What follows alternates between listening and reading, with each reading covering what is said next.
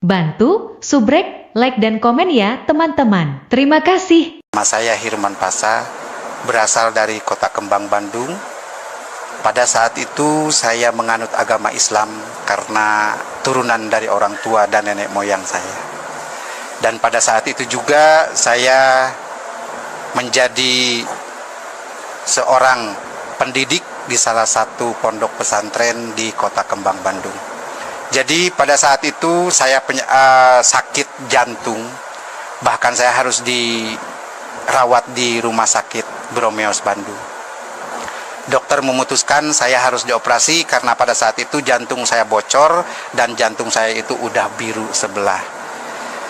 Nah pada saat itu masih menganut agama Islam. Nah di samping saya itu ada satu pasien jantung juga, cuman itu orang Kristen. Yang nunggunya itu ibu-ibu setiap pagi, setiap siang, sore, bahkan setiap malam suka menyanyi dan memberikan doa kepada pasien itu. Seperti mana pujiannya? Seperti ini. Bagaikan bejana siap dibentuk, demikian hidupku di tanganmu. Dengan urapan kuasa rohmu, ku dibaharui selalu. Begitu saya mendengarkan nyanyian itu, alunan suara si ibu itu, jadi saya itu agak tenang. Tapi saya yakin bahwa kata-kata si ibu itu akan menyembuhkan penyakit saya. Saya belum percaya waktu itu karena saya agama Islam, bukan agama Kristen. Tapi saya baru yakin. Nah, langsung di situ udah 2 hari kemudian pasien sebelah saya itu meninggal. Oh, berarti saya juga akan meninggal. Karena orang jantung itu jarang hidup kembali kalau udah masuk ICU. Tapi saya waktu di dalam ICU itu sadar tetap gitu, mendengarkan pujian si ibu. Nah, udah langsung gitu saya bilang, "Bu, tolong doakan saya, Bu." Si ibu jawab, "Pak, saya orang Kristen, kan Bapak orang Islam." Saya bilang, "Nggak apa-apa, yang penting saya sembuh, Bu." Didoakan, langsung si ibu itu naruh tangan di dalam dada saya sambil berdoa, "Di dalam nama Tuhan Yesus Kristus kamu akan sembuh." Di situ penyakit saya itu bukan hilang, tapi rasanya agak sedikit mengurang. Langsung di situ saya diputuskan sama dokter itu harus dioperasi.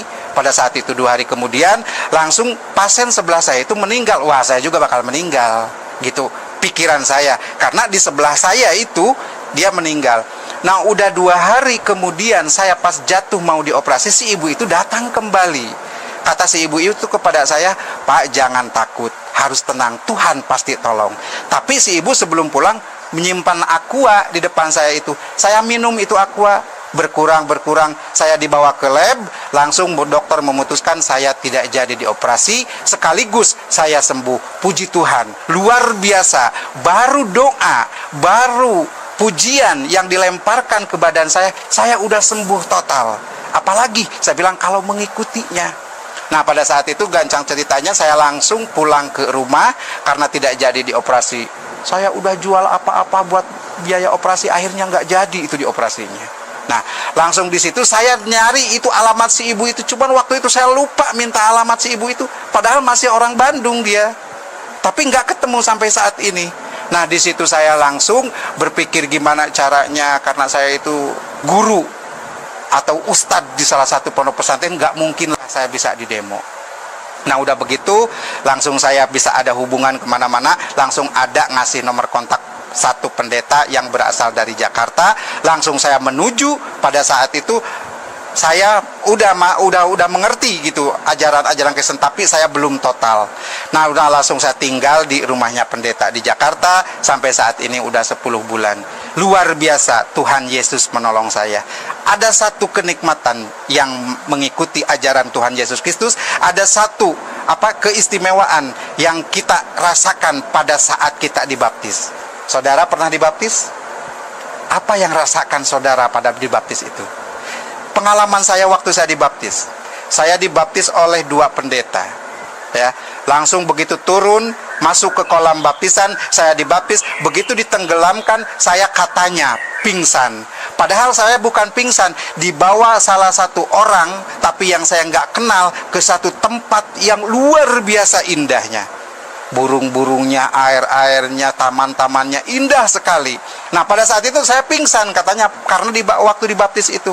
Nah, di situ saya sama satu orang yang tidak dikenal itu dikasih kenang-kenangan atau dikasih bingkisan, sampai saat ini belum ketemu. Apa sih artinya itu?